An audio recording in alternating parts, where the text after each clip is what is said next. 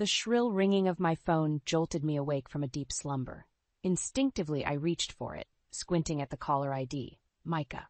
A knot formed in my stomach as I answered, bracing myself for the worst. "Mom, I'm so sorry to call this late, but I need to ask you something important." Micah's voice trembled. "Can you please increase my allowance? Living on $10 a month is impossible." My heart sank as confusion washed over me. $10 a month? Micah, that can't be right. I've been depositing $200 every month into your account without fail. Silence hung heavy between us, punctuated only by Micah's shaky breaths. "Mom, I don't know what to say. I've been struggling to make ends meet, working odd jobs just to afford basic necessities." Guilt and determination surged within me. "Stay put, honey. I'll be right there." I ended the call and scrambled to get ready, my mind racing with unanswered questions. The drive to Micah's apartment seemed endless, each red light amplifying my worry. When I finally arrived, the sight that greeted me was gut-wrenching. My son, once vibrant and full of life, now appeared gaunt and hollow-eyed, his tiny studio apartment devoid of warmth. "Micah," I choked back tears, enveloping him in a tight embrace. "Why didn't you tell me things were this bad?" He clung to me, his body trembling. "I didn't want to burden you, Mom. You work so hard already." Anger bubbled up inside me, directed at whoever was responsible for this injustice. I immediately withdrew a substantial amount of cash from the nearest ATM, pressing it into Micah's hands. "This should tide you over for now. I promise we'll get to the bottom of this mess." As I held my son close, determination burned within me. Someone had betrayed our trust, and I would stop at nothing to uncover the truth and make things right again. After the initial shock of seeing Micah's living conditions, I wasted no time. We bundled up and drove straight to my place, my mind consumed with outrage and determination to solve this injustice. As soon as we stepped inside, I ushered Micah to the kitchen and whipped up a hearty meal, watching him devour it ravenously. Each mouthful seemed to breathe life back into his sunken cheeks, and a glimmer of hope flickered in his eyes. Once he'd finished, I poured us both a glass of water and sat across from him, steeling myself for the tough conversation ahead. "Micah, I need you to tell me everything. When did you first notice something was off with your allowance?" He took a deep breath, his gaze fixed on the table. "A few months ago, the deposits just stopped coming. At first, I thought it might be a glitch or a missed payment, but when it kept happening, I knew something was seriously wrong." Anger coiled inside me like a viper, ready to strike. "And you never thought to let me know?" "Honey, you should have come to me sooner." Micah's eyes glistened with unshed tears. "I didn't want to add to your stress, Mom. You work such long hours at the hospital. I thought I could handle it on my own, but—" His voice cracked, and he buried his face in his hands. Instinctively, I reached across the table and gripped his hand, giving it a reassuring squeeze. "It's going to be okay, Micah. We'll figure this out together." He nodded, visibly trying to compose himself. "I've been taking any job I can find. Waiting tables, delivering food, even tutoring, but it's never enough to cover rent, utilities, and basic expenses." White-hot rage coursed through my veins at the thought of my son, my brilliant, hard-working son, being forced to sacrifice his education and well-being because of someone else's deceit. Pushing away from the table, I paced the kitchen, my mind racing. "Micah, I want you to pack a bag and stay here with me until we resolve this mess." "No arguments," I added firmly, cutting off his protests. "And first thing tomorrow, I'm going to have a little chat with your father." The mere thought of confronting Jake twisted my stomach into knots, but I couldn't back down now. Not when my son's future was on the line. If Jake was behind this, he would face the full force of my wrath, and I wouldn't stop until justice was served. After ensuring Micah was settled in the guest room, I marched straight into the bedroom I shared with Jake, determination fueling my every step. He was lounging on the bed, mindlessly flipping through channels on the TV. "Jake, we need to talk. Now." My tone brooked no argument. He glanced up, his brow furrowed in confusion. "What's got you so riled up?" I took a deep breath, struggling to keep my anger in check. "Care to explain why our son has been living like a pauper for months while you've been pocketing the money I've been sending him?" Jake's eyes widened, and he sat up straighter. Whoa, slow down. What are you talking about?" "Don't play dumb with me," I snapped, Micah called me in tears tonight, saying he's been surviving on scraps because his allowance stopped coming through. A flicker of guilt crossed Jake's face before it hardened into a mask of indifference. So you finally gave him his allowance? About time. Don't forget next month. His cavalier attitude was like a slap in the face, and I saw red. What is wrong with you? Our son has been struggling to afford basic necessities, and you're acting like it's no big deal? Jake rolled his eyes, rising from the bed. Don't be so dramatic, Emma. He's a grown man. He can take care of himself. His dismissive tone ignited a fury within me I'd never experienced before. I stepped closer, jabbing a finger into his chest. This behavior is unacceptable, Jake. You're his father, for God's sake. How could you let this happen? For a moment, he seemed taken aback by my intensity. But then his expression contorted into a sneer that chilled me to the bone. Back off, Emma. You're making a big deal out of nothing. Before I could respond, my gaze fell upon a glittering object on the nightstand. A gaudy, decorative keychain I'd never seen before. A sick feeling settled in the pit of my stomach as I realized this keepsake didn't belong to either of us. Jake followed my line of sight and quickly snatched up the keychain, shoving it into his pocket. But it was too late. The seed of doubt had been planted. Where did you get that? I demanded, my voice low and dangerous. Jake's Adam's apple bobbed as he swallowed hard. It's nothing, just a little gift for myself. Lies. More lies. The betrayal stung like acid, searing through the very fabric of our marriage vows. In that moment, I knew. I couldn't trust a word that came out of his mouth. My husband, the man I'd loved and built a life with, was hiding something sinister, and I wouldn't rest until I uncovered every last sordid detail. The next morning, I woke up feeling drained and disoriented, as if the events of the previous night had been nothing more than a twisted nightmare. But the empty space beside me in bed was a harsh reminder that this was my new reality. Pushing aside the blankets, I padded into the living room, where Micah was already up, clutching a mug of coffee like a lifeline. Morning, honey, I greeted, forcing a smile. Did you sleep okay? He nodded silently, his eyes haunted. We both knew there was an elephant in the room, a looming confrontation that could shatter what remained of our family. Swallowing hard, I reached for my phone. I'm going to call your Uncle Mark. He works at the bank. Maybe he can shed some light on what's going on with your accounts. Relief washed over Micah's face, and he visibly relaxed. Mark had always been a steady, trustworthy presence in our lives, the polar opposite of his brother Jake. Within the hour, Mark arrived at our doorstep, pulling me into a comforting hug before greeting Micah warmly. So, fill me in on what's happening, he said, his brow furrowed with concern. I launched into an explanation, laying out the facts as calmly as I could, but as the words tumbled out, anger and hurt seeped into my tone. Mark listened patiently, nodding along. That doesn't sound like Jake at all, he mused. Let me look into Micah's accounts and see if there are any discrepancies. While Mark made some calls, I busied myself in the kitchen, trying to keep my mind occupied. But it was no use. A nagging voice in the back of my head kept whispering that something was very, very wrong. Finally, Mark emerged, his expression grave. Emma, you're not going to like this. My heart plummeted as he explained that there were, in fact, 2 accounts listed under Micah's name.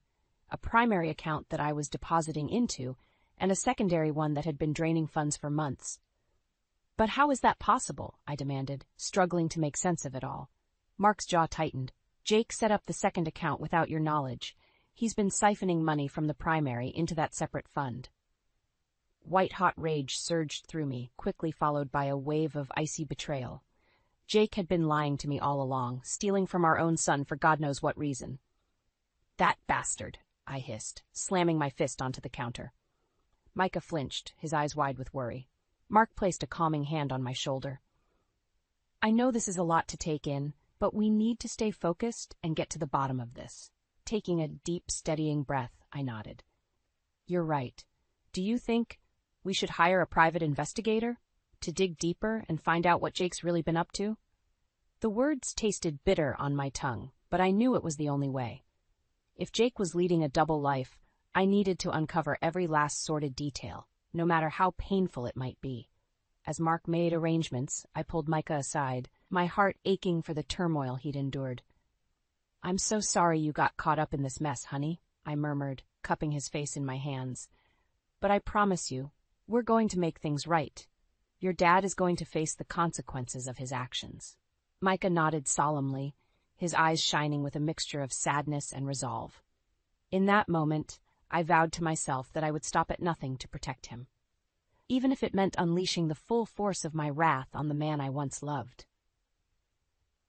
The days that followed were a blur of anxiety and anticipation as we waited for the private investigator to uncover Jake's secrets. The uneasy silence that lingered in our home was suffocating, punctuated only by the occasional reassuring squeeze of Micah's hand. Finally, the investigator requested to meet us, promising he had uncovered crucial information. Mark offered to join us for moral support, and we convened at a local diner, our nerves frayed. The investigator wasted no time getting to the point. Mrs. Thompson, I'm afraid the news I have is disturbing, to say the least. My heart pounded in my ears as he continued.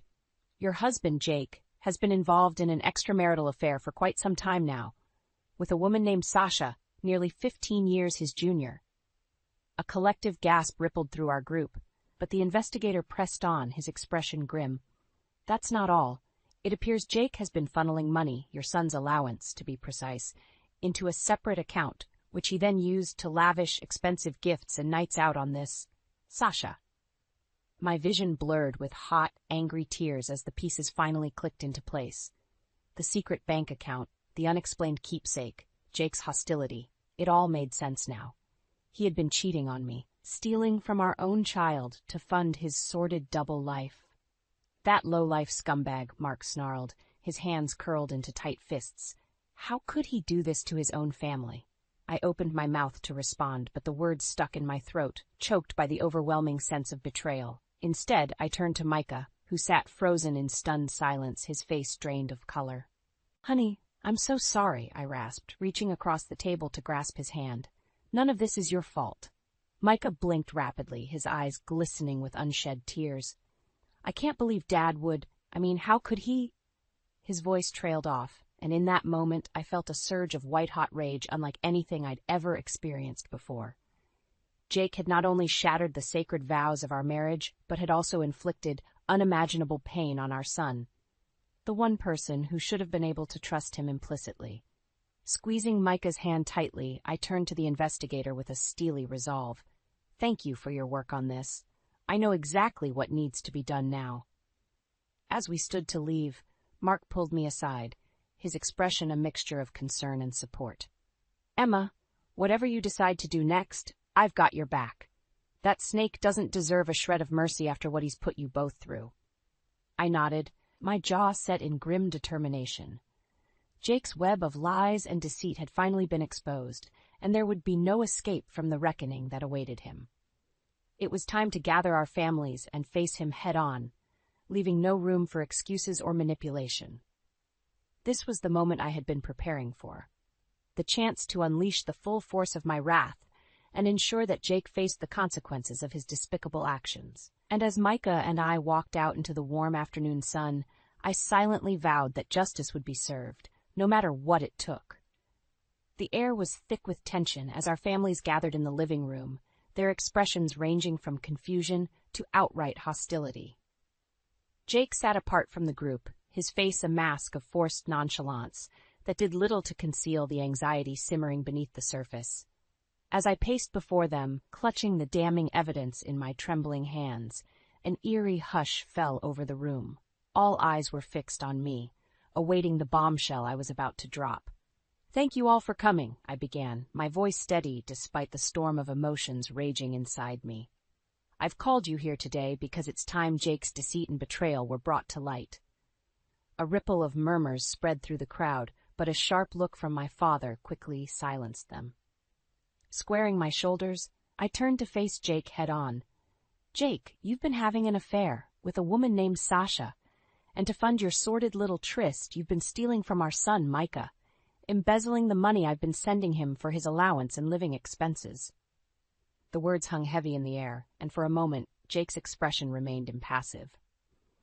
But then, his mask began to crack, twisting into a sneer of defiance. You've got no proof of any of that, he spat. his eyes darting around the room as if seeking an ally. But I was ready, brandishing the stack of evidence like a weapon. "Oh, but I do. Bank statements, receipts for expensive gifts and hotel stays, all traced back to you and your little mistress." Jake's face drained of color as I methodically laid out every sordid detail, leaving no room for doubt or excuses. Beside me, Micah sat rigid, his hands clenched into tight fists as the full extent of his father's betrayal sank in. As the last damning piece of evidence was revealed, a hush fell over the room, punctuated only by the sound of Jake's ragged breathing. It was as if the air had been sucked out, leaving us all gasping for oxygen in the wake of such staggering deception. Then, from the corner of my eye, I saw movement. A petite woman with heavily made-up features slinking towards the center of the room. Sasha, the woman who had so callously inserted herself into our lives and torn our family apart. Well, it seems the jig is up," she purred, her voice dripping with false sweetness as she sidled up to Jake. "Did you really think you could keep me a secret forever, darling?" Jake recoiled from her touch, his face contorted in a mixture of anger and shame. "Sasha, what are you doing here?" But she merely laughed, a cruel, mocking sound that sent shivers down my spine. "Oh, Jake, you're just too easy. Did you really think I loved you? That this was anything more than a means to an end?" The silence that followed was deafening, broken only by the sound of my mother's muffled sobs. Jake sat frozen, his mouth hanging open in a twisted parody of shock and anguish. You used me?" he croaked, his voice barely above a whisper. Sasha rolled her eyes, examining her perfectly manicured nails with a bored expression. "Of course I did, you idiot. Did you really think a woman like me would settle for a pathetic loser like you if there wasn't something in it for me?"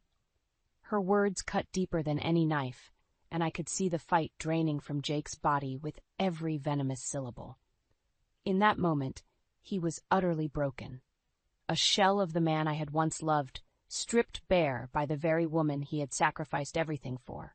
As Sasha sauntered out, leaving a trail of devastation in her wake, an eerie silence descended upon the room.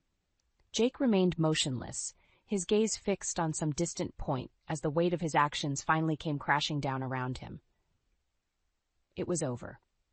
The truth had been laid bare, and there was no turning back. All that remained was to pick up the pieces and begin the long, arduous process of healing. A journey that would test the limits of our strength and resolve, but one that we would undertake together, united in our determination to overcome the betrayal that had nearly torn us apart. The silence that hung in the air was suffocating, broken only by the occasional muffled sob or sharp intake of breath.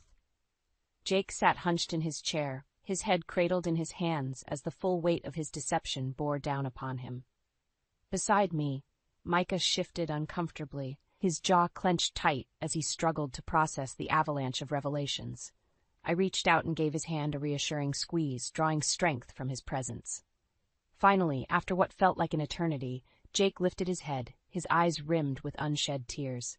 "Emma, His voice cracked and he swallowed hard. "I don't know what to say." The apology died on his lips as my father abruptly rose from his seat, his face thunderous. "Save it, Jake," he growled. "Your actions speak louder than any words ever could." Jake flinched as if he'd been physically struck, his gaze dropping to the floor in shame. Seizing the opportunity, I stepped forward, unfurling the divorce papers I'd had drawn up. "These are standard divorce proceedings," I stated, my tone clipped and businesslike. "You'll also be responsible for compensating Micah for the full amount you embezzled from his accounts, plus interest." A collective murmur rippled through the room, but I held up a hand, silencing them. "I'm also seeking additional damages for the emotional turmoil and distress you've put us through." Jake's head snapped up, his eyes widening in disbelief. "Emma, you can't be serious." But I was deadly serious. This man, this stranger who had once been my husband, had shattered our family's trust in the most despicable way imaginable. He deserved no mercy, no second chances. "Sign the papers, Jake," I said, my voice laced with steel. "It's the only way to begin making amends for what you've done." For a long moment he simply stared at me, as if willing me to back down or offer him a lifeline. But when none came, his shoulders slumped in defeat. With trembling hands, he reached for the pen and scrawled his signature across the dotted line, sealing his fate.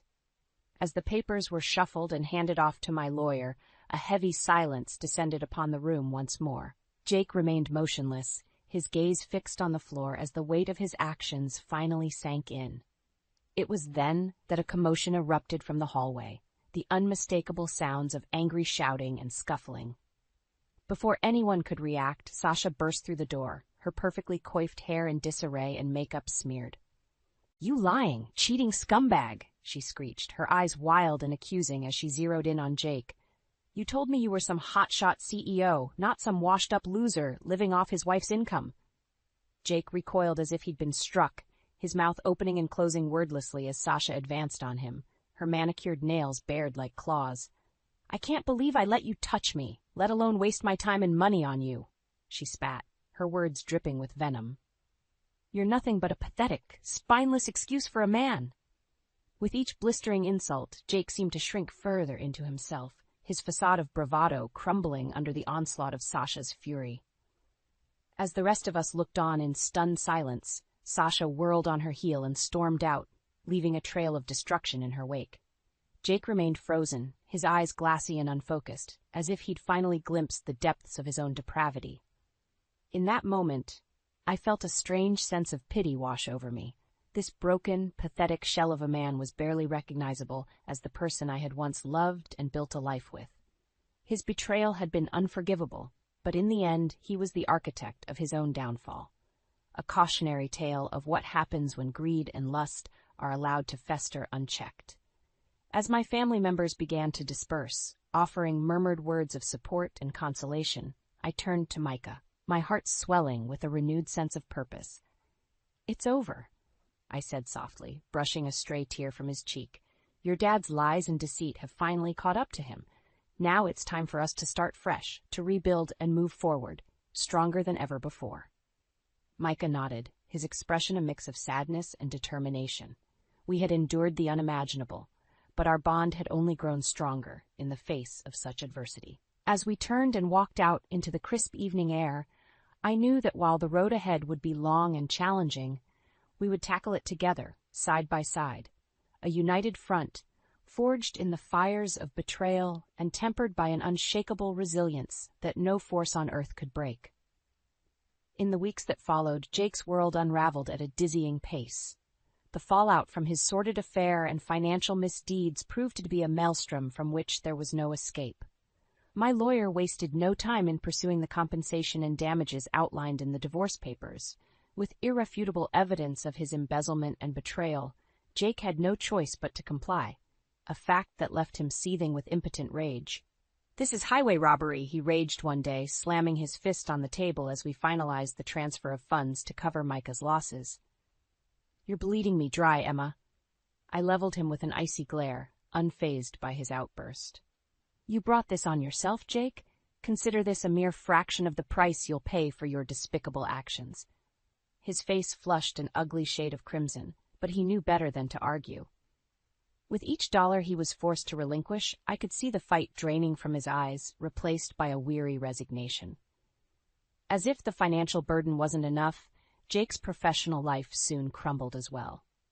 News of his infidelity and fraudulent activities quickly spread through the company grapevine, and before long he found himself unceremoniously dismissed. A disgraced pariah in the industry he had once thrived in. "They can't do this to me," he blustered, pacing the living room in a frenzy. "I built that company from the ground up. Those ungrateful bastards owe me." But his protests fell on deaf ears. The corporate world had no tolerance for the kind of moral bankruptcy he had displayed, and he soon found himself blacklisted, his once promising career reduced to ashes. As Jake's life spiraled further into disarray, Sasha wasted no time in cutting her losses and fleeing town, her appetite for drama and chaos finally sated.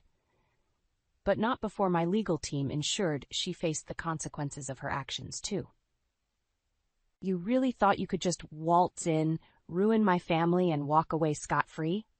I challenged her during one particularly heated confrontation.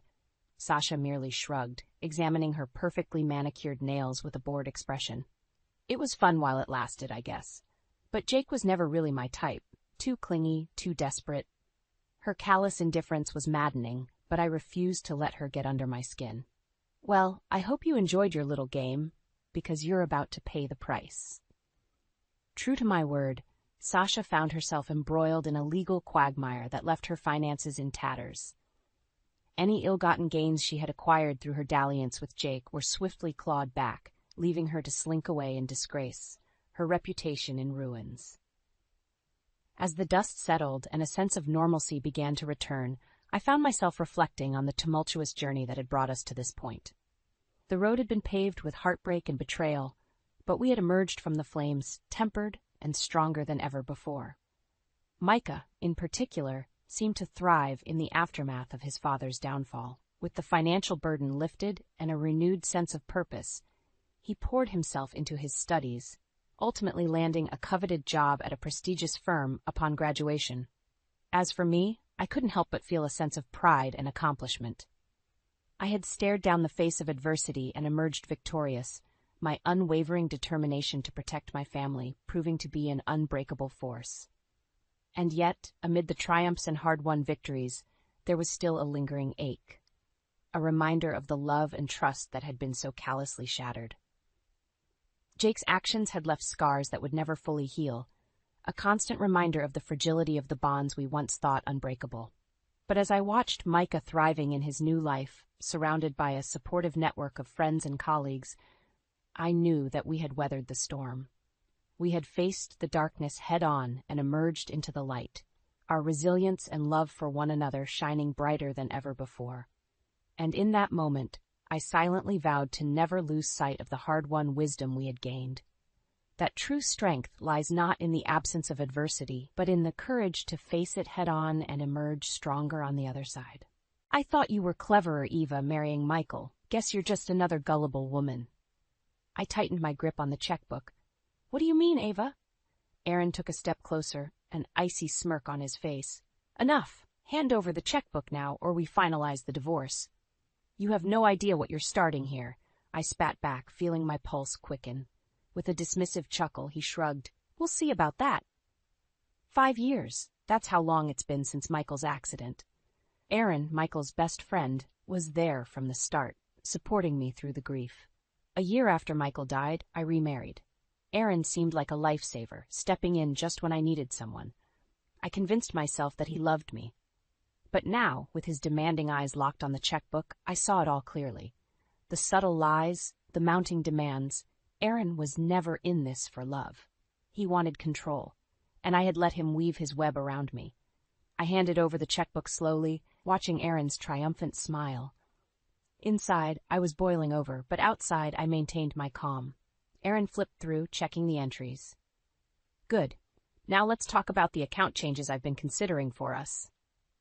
There it was again, that word us, but every time he said it, I felt more like a pawn than a partner. I didn't respond immediately, letting the tension linger. Michael would have been smarter about this, you know, he added, his eyes not meeting mine. Those words hit like a punch to the stomach. Michael. Always the comparison. Taking a deep breath, I willed my voice to stay steady. What exactly did you have in mind, Aaron? Just some reallocations, some investments. You'll be fine with it, he said, pocketing the checkbook. Investments. Right, for his mother's medical bills are more likely to continue his string of lavish purchases. What had happened to the man I thought I knew? Aaron, we need to talk. Seriously. I was losing my patience. This isn't working. He raised an eyebrow. Oh, it's working just fine for me. I couldn't hold back any longer. No, it's not, Aaron. You spend money like water. You're never home, and when you are, you're unbearable. This isn't a marriage. It's a transaction. You're draining me dry. Aaron's face twisted, his charming facade shattered. You think you can threaten me? You don't want this getting uglier than it already is. I took a step back, stunned by the venom in his voice. Are you threatening me? Just giving you a reality check, he said, voice low and menacing. Hand over the life insurance money, get ready for a nasty fight. It was in that moment I understood the full depth of his deceit. No more pretending, no more lies. With every word he spoke, he made my resolve stronger. I would outsmart him. Aaron didn't know it yet, but this was only the beginning. I'd do whatever it took to secure my life from him. He might think he's in control, but that was about to change. The first few months with Aaron were like a dream. We redecorated the house together, planned weekend getaways, and cooked dinner side by side. I began to believe that love had found me again. But gradually things shifted. Aaron started coming home late. At first he had excuses about meetings running over and work piling up. Then the reasons became vaguer. I stayed up waiting, but the silence was the loudest answer I got. One evening I confronted him as he walked in after midnight. "Aaron, we need to talk. What's going on? Why are you always late?" He shrugged, a hint of annoyance in his eyes. "I've told you, Eva, work has been busy." "Every night?" "Yes, every night." His voice rose, and for a moment I saw a stranger standing there. "Why can't you understand? I'm doing this for us." I wanted to believe him, but his words felt hollow. The tension over money began soon after. Aaron demanded more allowance, explaining it was for his sick mother. I agreed without questioning, until I noticed the credit card statements. Expensive dinners, nightclubs, casinos. He wasn't helping his mother. He was enjoying himself. "Aaron," I said, showing him the bills one morning, "these charges don't seem right. We can't afford this lifestyle." He snatched the papers from my hand. "I know what I'm doing, Eva. Mind your own business." "But this is our money," I protested. "We need to be responsible." Responsible, tearing the papers in half. "You think you can lecture me about responsibility? You were the one sobbing over Michael's death. I'm the one keeping this house together." I bit my lip, anger welling up. Since when is wasting money responsible? Aaron's face darkened. "You don't get it, do you? I'm done explaining myself." His attitude grew colder, his absences longer. The man I thought cared about me was fading, replaced by someone I barely knew. One night I returned home to find the living room lights dimmed. Aaron was at my laptop, fingers flying over the keyboard. "What are you doing?" I demanded. "Just managing our finances," he replied, not looking up. "On my private account?" I stepped closer, fury boiling over. "Get out of there, now!" He finally turned to face me, eyes narrowing. "You think you're smart hiding money from me? Well, think again. I have every right to be here." "You have no right to access my private accounts." "We're married, Eva. Everything you have is mine, too." "No, Aaron, that's not how it works. You're crossing a line. Give me the life insurance money from Michael's passing, or it's over. Your choice." His words were a slap in the face. I knew I couldn't trust him. That night, as Aaron slept soundly, I lay awake, plotting my next move. I'd protect myself and my future. There was no running from this now. I would outsmart him, and he wouldn't see it coming. I started working part-time at a local bookstore. It wasn't much, but every dollar mattered now. Aaron had drained our accounts to the point we were barely making ends meet. He spent more time out than in, and I knew I needed a backup plan. When Aaron wasn't home, my mind raced. I stashed bits of my earnings into a secret bank account he didn't know about. It was risky, but it gave me some control, a small fragment of hope. One evening, I got home from work, tired but satisfied. As I entered the house, I noticed the eerie silence. Aaron's car was in the driveway, yet the house felt empty. I went straight to my desk and gasped. Aaron was there, logged into my bank account. "What are you doing?" I asked, my heart hammering in my chest. He didn't even flinch. "I'm managing our money. You're reckless, Eva. You need guidance. You can't just take control of my account." I moved closer, trying to pull the laptop away. "Your account?" He sneered, gripping the sides of the laptop. "We're married. What's yours is mine." I yanked the laptop out of his hands. "Enough, Aaron. You're not getting your hands on this money. It was Michael's insurance payout, for God's sake." "Michael's dead," he spat back, venom in his voice. "And if you don't watch it, you'll regret it. Divorce, Eva. Think about it." "I have thought about it," I said, trying to keep my voice steady. "And maybe that's exactly what I want." Aaron laughed, stepping back. "Go ahead, Eva, but remember, I'll take every last cent. You think the courts will side with you? You're nothing without me." Shaken, I watched as he stormed out. My heart ached with a mixture of fear and anger. That night, I made a decision. Aaron wouldn't get another cent from me. I had to protect myself, and I had to do it now. The next morning, I visited the bank. "I need to change my account details," I told the teller, hands trembling, new passwords, everything. The teller nodded, helping me secure my money. Leaving the bank, I felt a surge of resolve. When I got home, Aaron was lounging on the couch, scrolling through his phone. He looked up, noticing the determination in my eyes. What are you up to now, Eva? Just making sure you don't steal any more from me, he smirked. Good luck with that. You can't outsmart me. But I knew I could. I pretended to comply with his wishes, all while closing the gaps. I packed a bag with essentials and a few precious memories of Michael. Then I called Jessie, my trusted friend. I need a place to stay, Jess, I said, desperation in my voice. Come over, Eva. We'll figure this out together. Leaving Aaron behind, I drove to Jessie's house, the weight of uncertainty lifting with every mile. This was only the beginning. I was ready to fight back, and Aaron was about to learn just how strong I could be. At Jessie's house, I finally felt a sense of safety. Jessie welcomed me with open arms. Stay as long as you need, Eva. You know I've got your back. Thanks, Jess, I said, setting my bag down. I don't know what I'd do without you. We'll get through this, she assured me, patting my shoulder. Let's get you settled. For the first time in months, I slept soundly. The next morning, I woke up with a plan. I need to contact my lawyer, I told Jessie over breakfast. Good idea. Cover all your bases. She nodded. And what about Aaron?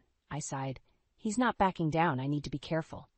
Jessie handed me her phone. Call your lawyer now. The sooner you start the process, the better. I dialed the number and explained my situation. I need to initiate divorce proceedings, and I need to protect my assets. Understood, my lawyer said. We'll start the paperwork. Make sure Aaron has no access to your accounts. Already done, I replied, feeling a bit more secure. And I'll need to notify the authorities. Aaron's threats are escalating. Keep records of everything he says or does, the lawyer advised. It'll help your case. After ending the call, I felt a sense of purpose. Jessie and I put together all the documentation, organized my finances, and ensured that Aaron couldn't touch a dime. As the days went by, Aaron became more desperate. He called repeatedly, leaving angry voicemails. Eva, you can't run forever. Come back now, or you'll regret it. I saved every message, each one a piece of evidence. One evening, I received an email notification. Aaron had attempted to access our joint account, but was denied. His frustration was palpable even through the screen. What's the next step? Jessie asked, seeing the look on my face. Divorce papers, I said firmly. He needs to know I'm serious. Sending those papers felt like lifting a weight off my shoulders. I knew Aaron would be furious, but it was a necessary step. A few days later, Jessie and I were sitting together when my phone buzzed. It was Aaron. I answered, putting it on speaker. You think you're smart, don't you? Sending those papers? He was livid. I'm protecting myself, Aaron, I replied calmly. This is over. No, it's not, he snapped. You'll pay for this, I swear. We'll see, I said and hung up. Jessie looked at me, concerned. He'll get desperate now, Eva. Be prepared. I am, I assured her. I have to be. A sense of calm settled over me. I was taking control, no longer a victim to Aaron's games. Each step I took solidified my resolve. With Jessie's support, I began the process of revoking Aaron's access to everything connected to me. I changed locks, updated passwords, and informed everyone involved about the situation. Aaron's courage crumbled slowly but surely. He found himself cut off, no longer able to manipulate or control me. I watched from a distance as his fake facade started to fall apart, revealing the true coward behind the mask. I knew the ultimate face-off was coming, but until then, I kept my defenses strong, prepared for whatever Aaron had left in his arsenal. This was only the beginning, and I was ready for the fight. Aaron's arrogance boiled over when he realized I had sealed off all his access to the finances.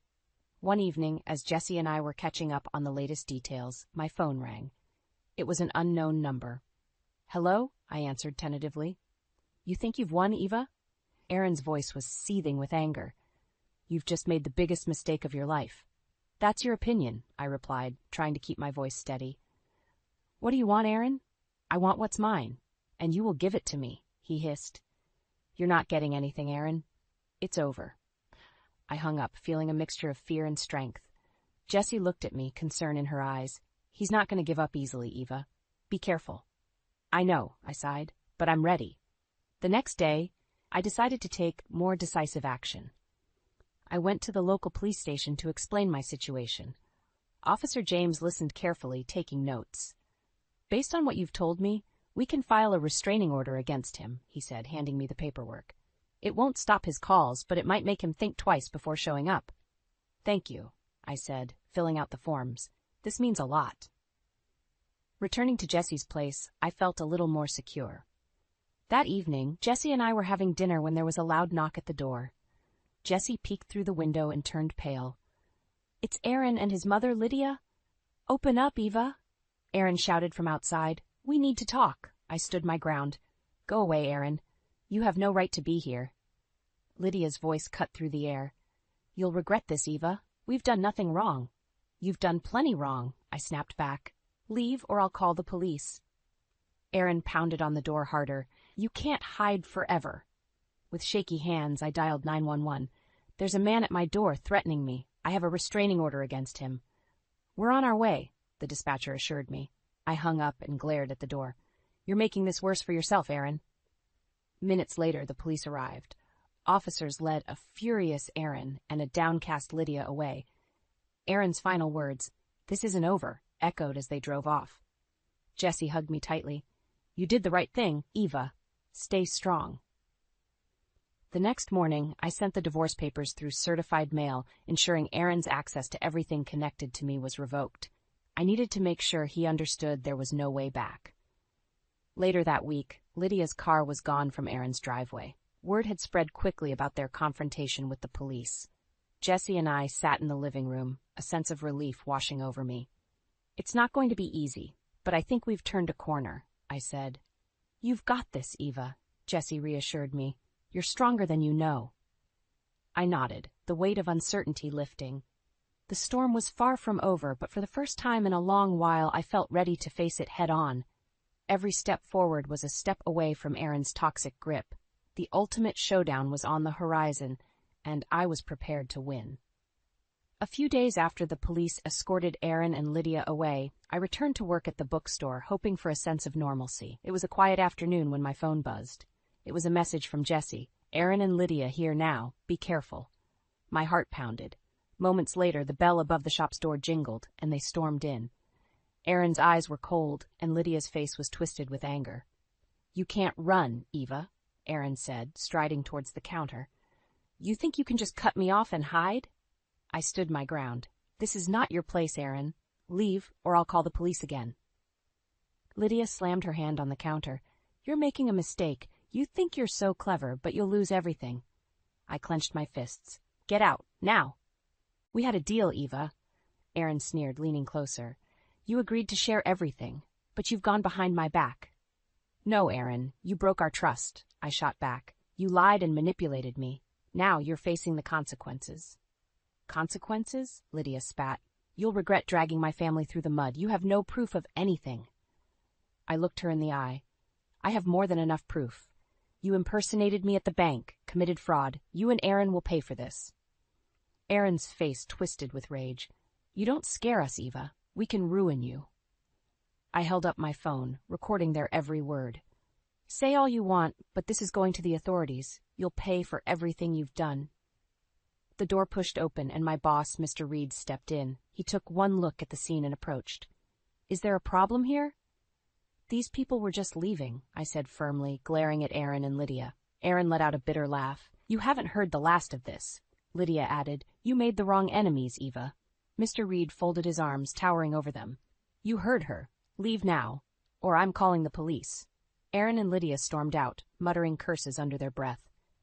I sagged against the counter, relief flooding through me. "You okay?" Mr. Reed asked, concern in his eyes. "Thank you," I said, taking a deep breath.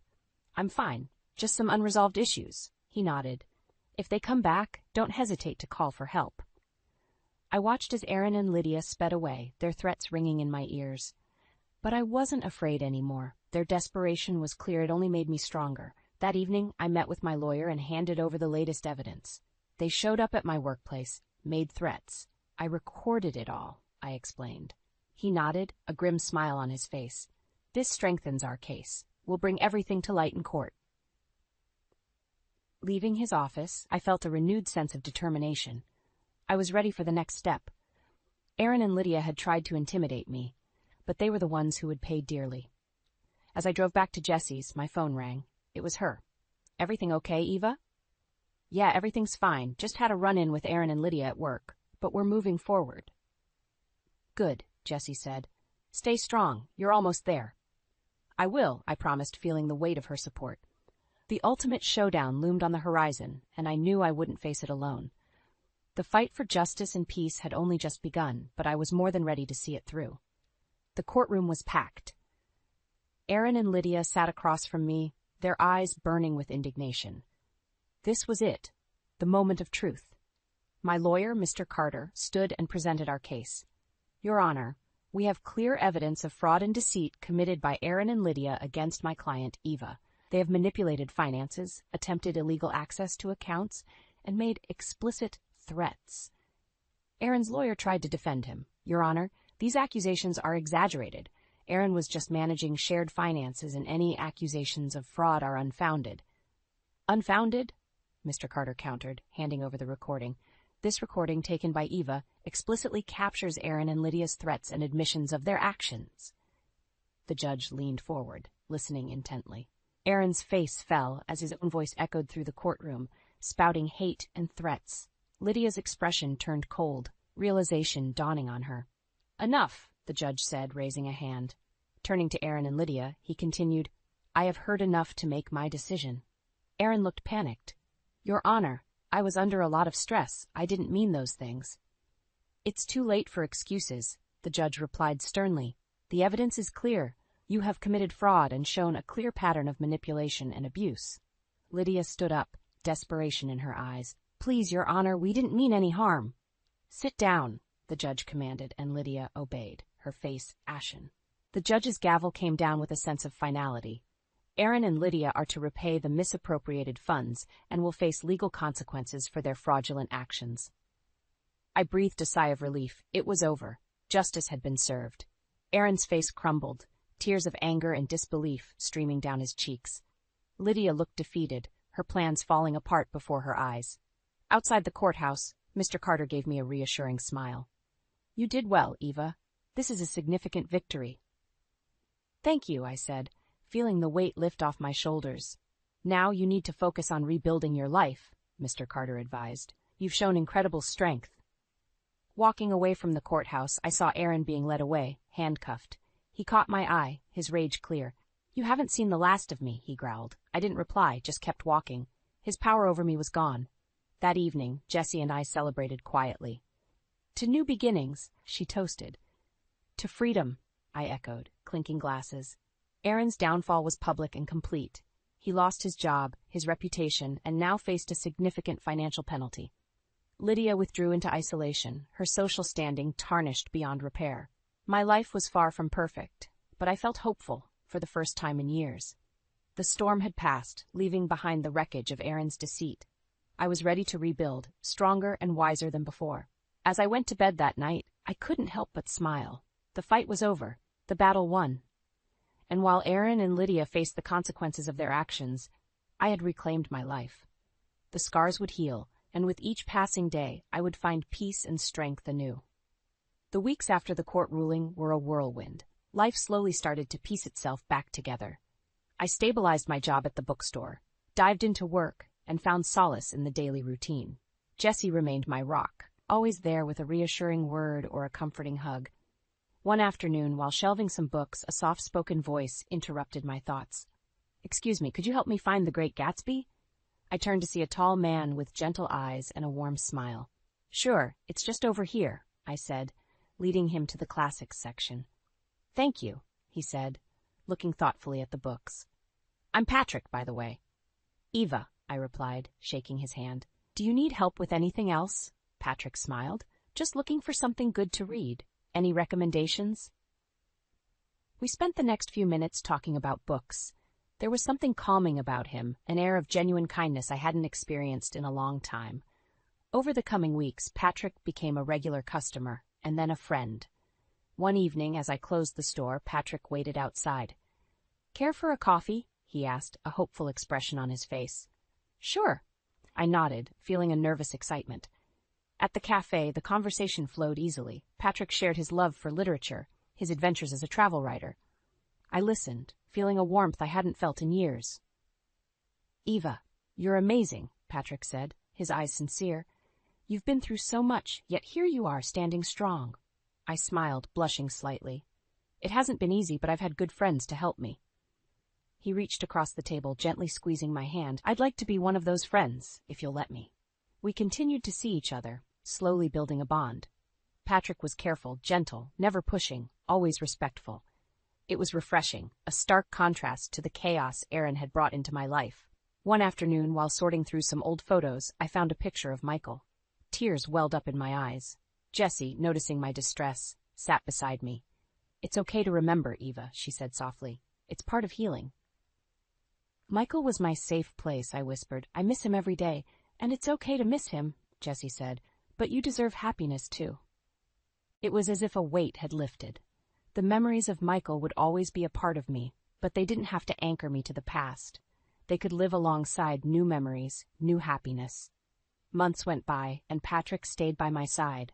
One day, as we walked through the park, he stopped and looked at me. "Eva, I care deeply for you.